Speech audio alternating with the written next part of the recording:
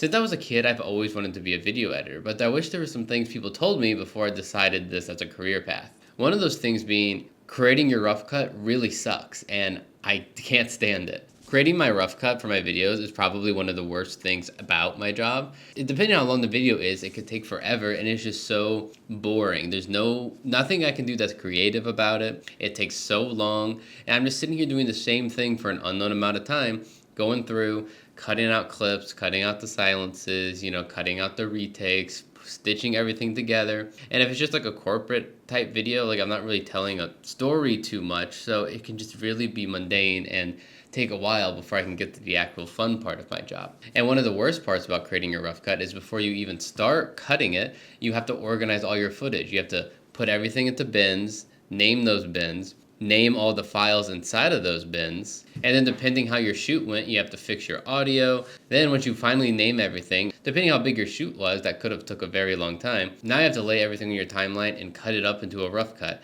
which could take anywhere from 30 minutes if it's like a 5-minute video to hours depending if it's a very long project between multiple different shots. Another thing I wish people told me before I started video editing was how important it is to stay organized while you're working. I made a whole video about this yesterday, but just to touch on it briefly, I had to really get over my messy habits and become organized to even function as a video editor. There's so many files, graphic assets, audio files, video files, There's so many assets on your timeline at once, you cannot possibly work correctly if you don't stay organized. Whenever your client comes back with feedback, you need to be able to do that quickly, and it takes so much longer if you don't stay organized. And this is a lesson I learned the hard way, but I have a whole video about it. Go check that out if you want to hear.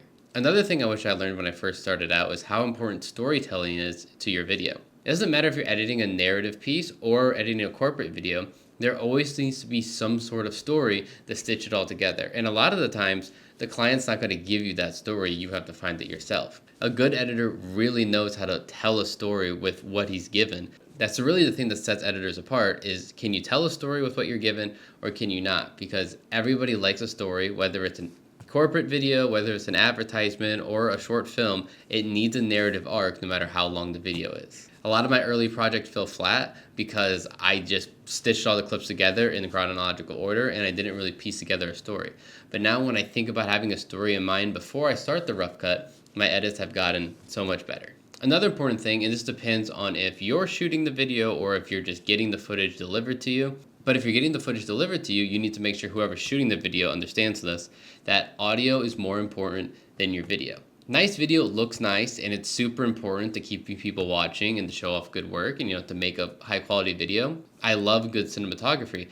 However, no one's going to appreciate the good cinematography if your audio is just horrible. If you can hear people in the background, if the person, if the mic's super crushed or it's really windy, if you don't have a nice, quiet, clear audio, no one's going to watch your video.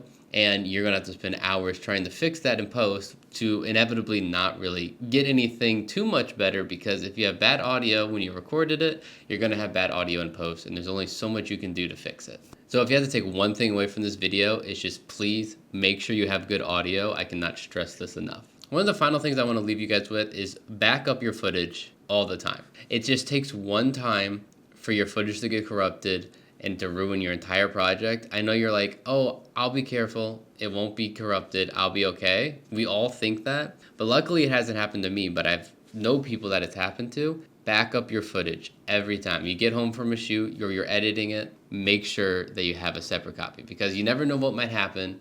It could get corrupted, something could have not saved correctly, and then you have to start all over, and it's just so soul-crushing to have to start over, and your next edit's just not going to be as good because you're frustrated they have to do it all over again. Saving a copy takes a few seconds, but redoing your whole video takes hours, so make sure you save yourself a backup whenever you're editing. And the final thing I'll leave you with is burnout is very real. No one's immune to it. I always considered myself a hard worker, and I'm like, oh, I'm a hard worker, I'm driven. I can just work for hours on end without a break and I'll be fine. But nobody can do that. You will eventually burn out, and then you're not going to want to edit your video, and then you're just going to create a bad video. You need to make sure that you take breaks and you don't overwork yourself. There's a very common phrase that done is better than perfect.